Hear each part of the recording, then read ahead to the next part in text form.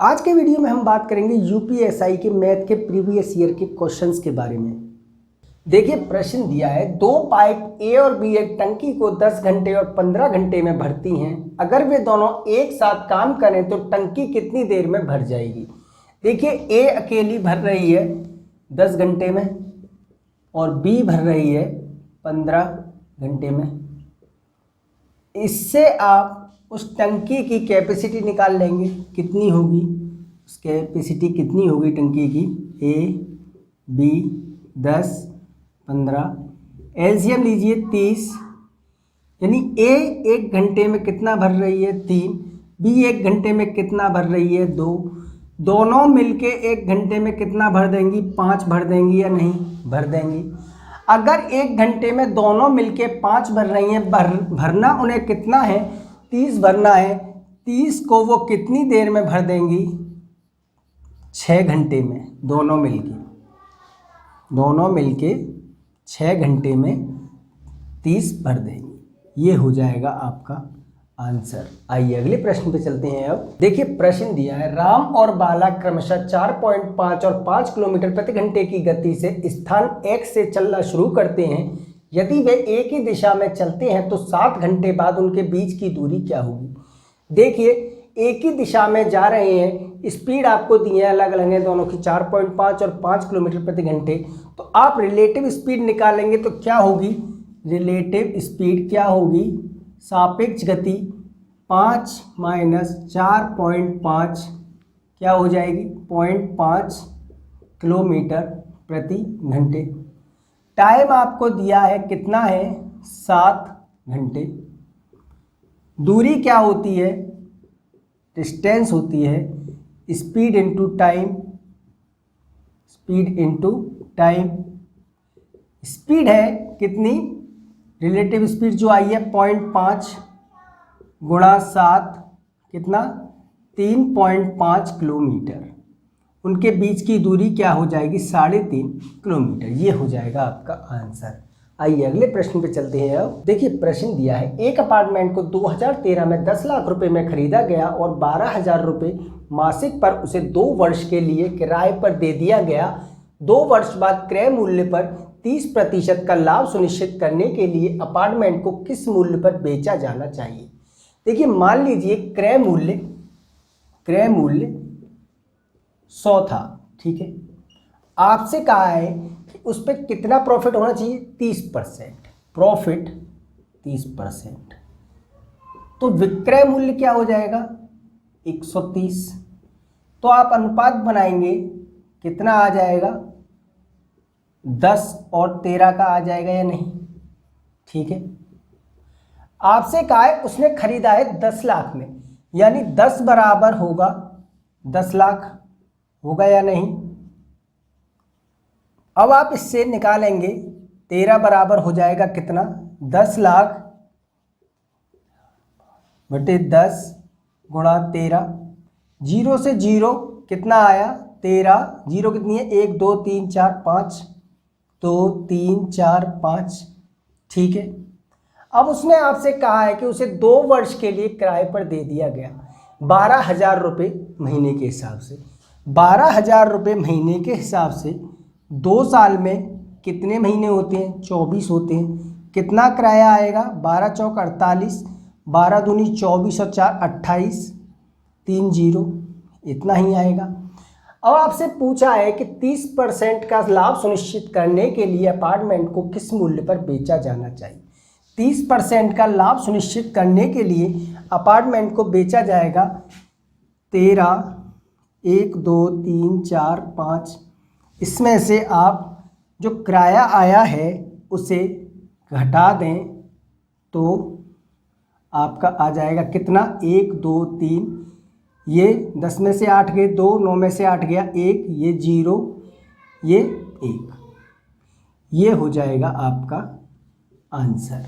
आइए अगले प्रश्न पे चलते हैं। अब देखिए प्रश्न दिया है, एक जिले में कुल नागरिकों के 10% को अपराध के लिए दोषी ठहराया गया है, लेकिन कुछ अपराधियों में से 20% अपराध करने के बाद बच जाते हैं। तो नागरिकों की कुल संख्या का कितने प्रतिशत अपराधी हैं।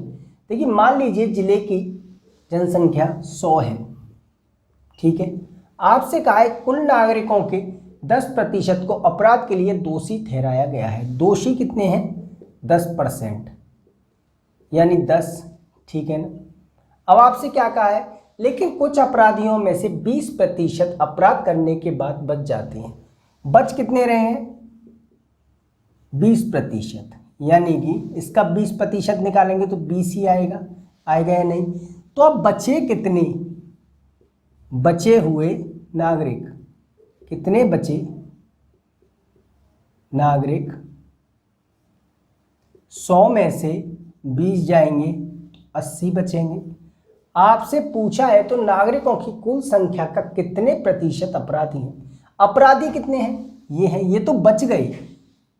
10 जनसंख्या बची, ये गुणा 100%, काटिए 25, कितने परसेंट? 12.5%। ये हो जाएगा आपका आंसर। आइए अगले प्रश्न पे चलते हैं। अब देखिए प्रश्न दिया है, एक 500 मिलीलीटर घोल में नारियल पानी और तरबूज के रस का अनुपात 3:2 है। तरबूज के रस की कुछ मात्रा को घोल में मिलाया जाता है और अनुपात 1:1 हो जाता है, तो मिलाए गए तरबूज के रस की मात्रा क्या होगी? देखिए 500 मिलीलीटर का घोल है, उसमें नारियल पानी और तरबूज का रस है। देखिए उसका अनुपात दिया है, क्या है? नारियल पानी और तरबूज के रस का अनुपात है, कि रस का अनुपात कितना है? 3:2। इसे आप लिख सकते हैं 3x और 2x, कोई दिक्कत है नहीं। 500 मिलीलीटर टोटल है, ये किसके बराबर होगा? 500 मिलीलीटर के होगा, यानी 3x प्लस 2x किसके बराबर होगा? 500, यानी 5x किसके बराबर होगा? 500। x कितना आया? 100, यानी नारियल पानी कितना होगा? नारियल पानी होगा 3x यानी 300 मिलीलीटर, और तरबूज का रस कितना होगा? 2x यानी 200 मिलीलीटर, ठीक है ना। अब आपसे क्या कहा है? आपसे कहा है तरबूज के रस की कुछ मात्रा को घोल में मिलाया जाता है, यानी कि नारियल पानी जितना पहले था उतना ही अब है। तरबूज का रस मिलाया जा रहा है और अनुपात 1:1 हो जाता है। अनुपात हो गया 1:1। पहले क्या था? पहले था 3:2। अब मिलाया जा रहा है तो ये हो गया 1:1। अगर मैं इसमें 3 का गुणा कर दूं तो ये क्या हो जाएगा? 3:3 हो जाएगा। इससे आप देखिए जितना नारियल पानी पहले था उतना ही अब है, ठीक है ना। तरबूज का रस हो गया 2 से 3 हो गया। अब देखिए तरबूज का रस पहले कितना था? 200, 2 बराबर 200 था, 3 बराबर 300, तो कितना मिलाया गया है? 2 बराबर 200 था, 3 बराबर 300 हो जाएगा, तो कितना मिलाया गया है? 100 मिलीलीटर। तरबूज का रस जो मिलाया गया है वो कितना मिलाया है? 100 मिलीलीटर। ये हो जाएगा आपका आंसर। यही आपसे प्रश्न में पूछा था कि तरबूज के रस की मात्रा क्या होगी? 100 मिलीलीटर। आइए अगले प्रश्न पे चलते हैं। अब देखिए प्रश्न दिया है, राजू x दूरी को y गति से तय करता है। यदि वह 5 किलोमीटर प्रति घंटे और तेज चलता तो उसे 30 मिनट कम लगते। यदि वह 3 किलोमीटर प्रति घंटे धीरे चलता तो उसे 30 मिनट अधिक लगते, तो दूरी क्या होगी? देखिए राजू x दूरी को y गति से तय करता है। स्पीड दी है आपको, कितनी है? y गति से तय कर रहा है। समय मान लीजिए आप कितना है? t, ठीक है। दूरी क्या हो जाएगी? दूरी हो जाएगी yt, हो जाएगी या नहीं? हो जाएगी। अब आपसे कहा यदि वह 5 किलोमीटर और तेज चलता, यानी इस चाल से तो वो चल रहा है और तेज चलता इतनी से, तो उसे 30 मिनट कम लगते। 30 मिनट का मतलब आधा घंटा हो जाएगा, पहले से आधा घंटा। ये किसके बराबर होगा? इसके बराबर होगा। इसे आप कैलकुलेट करेंगे तो कितना आएगा? yt प्लस इसका गुणा इसमें 5t, इसका गुणा इसमें 1/2 वाई माइनस 5/2, इससे ये कट जाएगा, ठीक है ना। तो कितना आ जाएगा, y/2 आ जाएगा 5t माइनस 5/2। मान लीजिए ये पहली कंडीशन है, या इसका एलसीएम ले लीजिए, y/2 ये हो जाएगा 10t माइनस 5/2, 2 से 2 कट जाएगा, y आ गया 10t माइनस 5। ये मान लीजिए पहली कंडीशन है। अब दूसरी में क्या कहा है, यदि वह 3 किलोमीटर धीमे चलता y माइनस 3, तो उसे 30 मिनट अधिक लगते, 30 मिनट अधिक यानी कि ज़्यादा, ठीक है। ये भी वाई टी के बराबर होगा। इसे कैलकुलेट करेंगे आप, कितना आएगा, ये Y T plus y/2 3t minus 3/2, ये इससे कट जाएगा, ये आ गया 3t प्लस 3/2 बराबर y/2, यानी कि ये 6t प्लस 3 बराबर y हो जाएगा, ठीक है। ये मान लीजिए दूसरी कंडीशन है, ठीक है।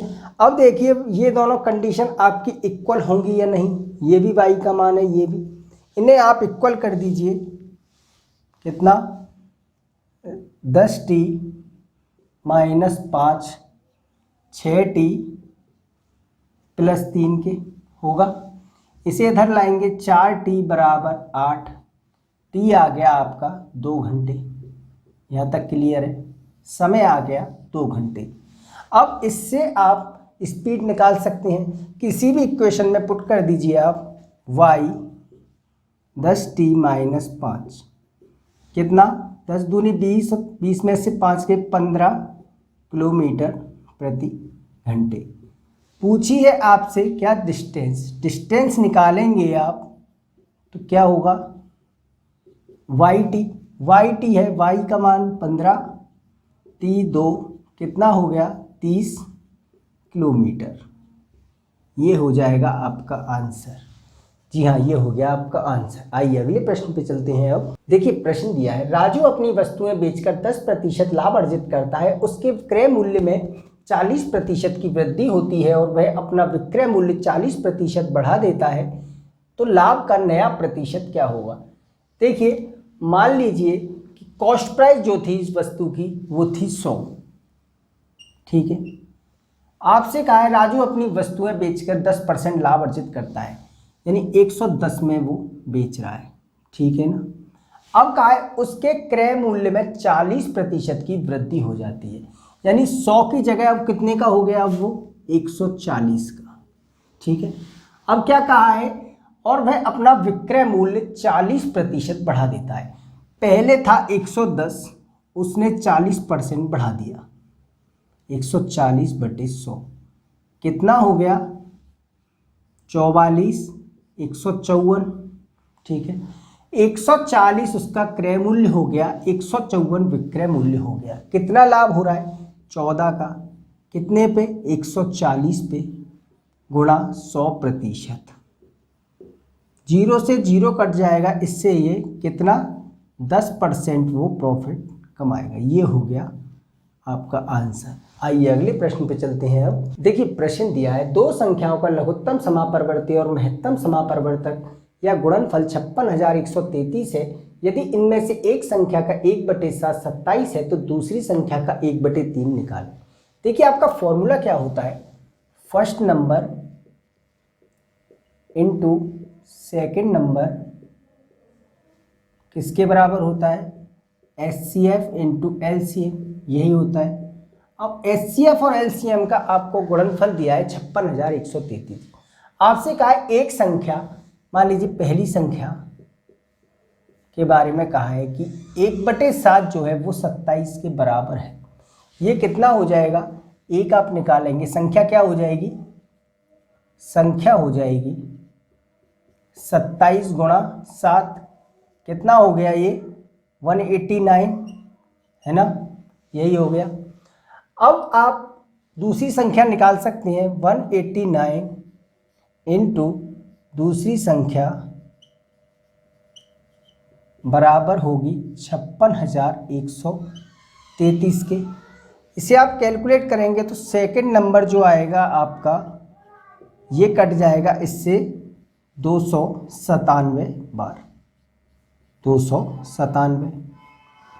ठीक है। अब दूसरी संख्या आपने निकाल ली, आपसे कहा है दूसरी संख्या का 1/3 निकालना है। इसका आपको 1/3 निकालना है। 297 तिनाम 27, तिनाम 27, 99, ये हो जाएगा आपका आंसर। जी हाँ, ये हो जाएगा आपका आंसर। आइए अगले प्रश्न पे चलते हैं। अब देखिए प्रश्न दिया है, एक दुकानदार द्वारा एक वस्तु 270 रुपये में बेचे जाने पर उसे 35% का लाभ होता है, तो वस्तु का क्रय मूल्य निकालें।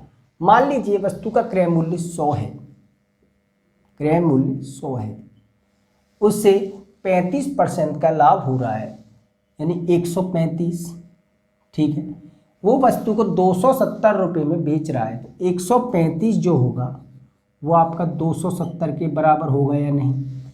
आप यहाँ से 100 निकालेंगे, क्रय मूल्य क्या हो जाएगा, 270/135 गुणा 100। ये 2 बार कट जाएगा, कितना, 200 रुपये। ये हो जाएगा आपका आंसर। आइए अगले प्रश्न पे चलते हैं। देखिए प्रश्न दिया है, यदि 4 एक समान छोटे बेलनों को समान ऊंचाई का एक बेलन तैयार करने के लिए पिघलाया जाता है, तो नए बेलन का वक्र पृष्ठीय क्षेत्रफल छोटे बेलन के वक्र पृष्ठीय क्षेत्रफल से कितना अधिक होगा। देखिए 4 समान छोटे बेलन हैं। आप सबसे पहले ये बताइए कि बेलन का आयतन क्या होता है। बेलन का आयतन होता है πr²h, यही होता है। और आप ये बताइए बेलन का वक्र पृष्ठीय क्षेत्रफल या क्षेत्रफल क्या होता है, 2πrh, यही होता है। ठीक है, 2πrh। अब मान लीजिए जो छोटे बेलन है उनकी त्रिज्या आपने r मानी है, स्मॉल r, और जो बना रहे हैं आप उसकी त्रिज्या कैपिटल R है। ठीक है, ये कितनी है, 4। ठीक है, तो πr² h बराबर होगा ये त्रिज्या r² h, पाई से पाई कट जाएगा, s से h कट जाएगा, तो आप कैपिटल R बराबर हो जाएगा स्मॉल 2r हो जाएगा या नहीं, हो जाएगा। यहाँ तक क्लियर है। अब आप नए बेलन का वक्र पृष्ठीय क्षेत्रफल निकालेंगे तो क्या आएगा, नए वाले का आएगा 2πrh, 2π r की जगह आप 2r लिख सकते हैं, h, ये कितना हो गया 4πrh। और छोटे वाले का क्या हो जाएगा, छोटे वाले का हो जाएगा 2πrh। आप इसमें से इसे घटाएंगे तो कितना आएगा, 2πrh। ठीक है ना, इतना ही आएगा। ये आया आपका 2πrh। आपसे पूछा क्या है प्रश्न में, आपसे पूछा है कि वक्र पृष्ठीय क्षेत्रफल छोटे बेलन के क्षेत्रफल से कितना अधिक होगा। छोटे बेलन वाले से पूछा है, छोटा बेलन 2πrh गुणा 100% कितना अधिक होगा, 100%। ये हो जाएगा आपका आंसर। आइए अगले प्रश्न पे चलते हैं। अब देखिए प्रश्न दिया है, एंगल BOC का मान निकालें जिसमें O वृत्त का केंद्र है। देखिए फिगर आपको दी है, देखिए आपसे कहा है O वृत्त का केंद्र है, ये केंद्र है। अगर आप इसे ज्वाइन कर लेंगे, इसे ज्वाइन कर लेंगे तो ये त्रिज्याएं हो जाएंगी, OA बराबर OB हो जाएगी बराबर OC, तीनों बराबर हो जाएंगी। ये त्रिज्याएं ये बराबर हो गई। अब आप देखिए इस वाले त्रिभुज में, त्रिभुज AOB में आप देखेंगे, देखिए OA बराबर है OB के, तो ये दोनों कोण आपस में बराबर होंगे, यानी कि एंगल ABO बराबर होगा एंगल OAB के बराबर 20 डिग्री होगा। ये 20 हो गया। अब ये पूरा त्रिभुज है, त्रिभुज है तो ये वाला कितने का हो जाएगा, ये दोनों 40 के हो जाएंगे तो ये 140 का हो जाएगा या नहीं, हो जाएगा। ऐसे ही आप इसमें निकालेंगे तो ये आपका हो जाएगा 30 का, ये 30 का हो जाएगा तो ये वाला कितने का हो जाएगा, ये 30 और 30 60, ये 120 का हो जाएगा। आपसे पूछा है कि BOC क्या होगा, ये वाला कोण, ये आपका एक सर्कल बन रहा है तो आप 360 में से अगर 140 और 120 को घटा देंगे तो आपका एंगल BOC आ जाएगा या नहीं, आ जाएगा। 360 में से आपको 260 घटाना है तो कितना आएगा, 100 डिग्री, ये हो जाएगा 100, ये हो जाएगा आपका आंसर। आइए अगले प्रश्न पे चलते हैं। अब देखिए प्रश्न दिया है, पुरुष और महिलाओं के एक संयुक्त समूह की औसत आयु 25 वर्ष है। यदि पुरुष की औसत आयु 26 वर्ष है और महिलाओं के समूह की औसत आयु 21 वर्ष है तो संयुक्त समूह में पुरुष का प्रतिशत निकालें। देखिए इस वाले क्वेश्चन को आप एवरेज से भी कर सकते हैं और आप एलिगेशन से भी कर सकते हैं। मैं आपको एलिगेशन से कराता हूँ। देखिए मेल फीमेल, मेल कितने हैं, मेल का औसत आयु दी है 25 वर्ष, फीमेल की दी है 21 और दोनों की एवरेज दी है कितनी है, 25। ठीक है, ये आ गया 1, ये आ गया 4, यानी 4:1। ठीक है, अब आपसे क्या कहा है, तो संयुक्त समूह में पुरुष का प्रतिशत निकालें। पुरुष का आप निकालेंगे, पुरुष कितने हैं, 4, टोटल कितने हैं, 5, 4 पुरुष हैं 1 महिला है, गुणा 100%, 20 कितना आया, 80%, ये हो जाएगा आपका आंसर। आइए अगले प्रश्न पे चलते हैं। अब देखिए प्रश्न दिया है, 5% के साधारण ब्याज पर 4 वर्षों के लिए ऋण दी गई कितनी राशि 6% साधारण ब्याज पर 4 वर्षों के लिए दिए गए 500 रुपये ऋण के बराबर होगी। देखिए इसको आप कैसे निकालेंगे, आप ऐसा ही निकालिए, कितने पे, 500 रुपये पे 6 वर्ष के लिए 4% से कितना आएगा, क्योंकि आपका SI का फॉर्मूला क्या होता है, PRT/100 होता है ना। ये कितना आया, ये आ गया 120। ठीक है, ये आपका साधारण ब्याज आ गया। इससे आप 4 वर्षों के लिए निकालेंगे कि कितना आपका 5% पे प्रिंसिपल होगा, 5% पे प्रिंसिपल होगा। ये काटिए, 5 कितने, 5 दूनी 10, 24, 4 6 24, कितना आया, 600 रुपये, ये हो जाएगा आपका आंसर। आइए अगले प्रश्न पे चलते हैं। अब देखिए प्रश्न दिया है, एक ट्रेन एक पुल को 40 सेकंड में और एक खंबे को 25 सेकंड में पार करती है। यदि ट्रेन की गति 72 किलोमीटर प्रति घंटे है तो पुल की लंबाई कितनी होगी। देखिए ये सब अलग यूनिट में दिए हुए हैं, आपको ट्रेन की जो स्पीड है उसको मीटर पर सेकंड में बनाना होगा। स्पीड आप ट्रेन की जो है बना लीजिए मीटर पर सेकंड में। कैसे बनाएंगे, 72 गुणा 5/18, 4, 20 मीटर पर सेकंड। ठीक है, आपसे कहा है कि 25 सेकंड में वो खंबे को पार करती है। खंबे को पार करेगी तो खुद की लेंथ के बराबर ही चलेगी या नहीं, बिल्कुल चलेगी। तो डिस्टेंस क्या होता है, डिस्टेंस क्या होता है, स्पीड इनटू टाइम होता है या नहीं, स्पीड इनटू टाइम। तो इससे आप ट्रेन की लंबाई निकालेंगे तो कितनी आएगी, लंबाई हो जाएगी, स्पीड है कितनी 20 और 25 सेकंड में खंबे को पार कर रही है तो 500 मीटर, यानी कि ट्रेन की जो लंबाई है वो 500 मीटर है। यहाँ तक क्लियर है। अब आपसे कहा है एक पुल को 40 सेकंड में पार करती है। पुल को पार करेगी तो कितनी डिस्टेंस चलेगी, वो दूरी चलेगी वो कितनी, स्पीड तो उसकी वही है ना, कितनी 20 गुणा 40 यानी 800 मीटर चली। 800 मीटर वो चली है टोटल और 500 मीटर उसकी लंबाई है, तो 300 मीटर क्या होगी पुल की लंबाई। पुल की लंबाई क्या होगी, 800 में से अगर आप ट्रेन की लंबाई को घटा देंगे तो ये होगी आपकी पुल की लंबाई 300 मीटर। ये हो जाएगा आपका आंसर। आइए अगले प्रश्न पे चलते हैं। अब देखिए प्रश्न दिया है, दो संख्याओं के बीच का अंतर बड़ी संख्या का 60% है, यदि छोटी संख्या 10 है तो बड़ी संख्या निकालें। मान लीजिए बड़ी संख्या x है, बड़ी संख्या x है,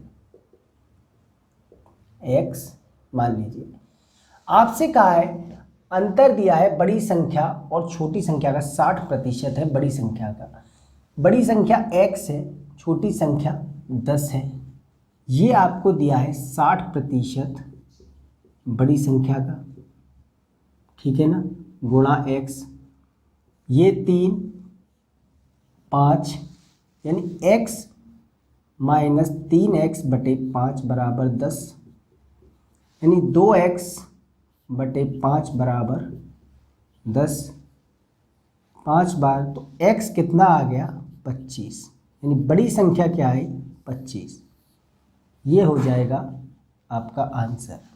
आइए अगले प्रश्न पे चलते हैं। अब देखिए प्रश्न दिया है 6 रुपये पर केजी लागत वाली कितनी चीनी 4 रुपये 40 पैसे पर केजी लागत वाली 86 किलो चीनी में मिलाई जाए ताकि मिश्रण को 6 रुपये पर केजी पर बेचकर 20% लाभ कमाया जा सके। देखिए एक चीनी की लागत दी है 6 रुपये पर केजी, दूसरी की दी है 4.40, ठीक है। आपसे कहा गया है कि उसे 6 रुपये पर केजी में मिला के मिश्रण को मिला के 6 रुपये पर केजी में बेचा गया, 20% लाभ कमाया जा सके। देखिए अब ये आपके सीपी हैं, इसको भी आपको सीपी बनाना होगा। कैसे बनाएंगे, 6 गुणा 100 बटे 120 सीपी, 5 6 से 6 कट गया 5 बराबर सीपी, ये 5, ठीक है।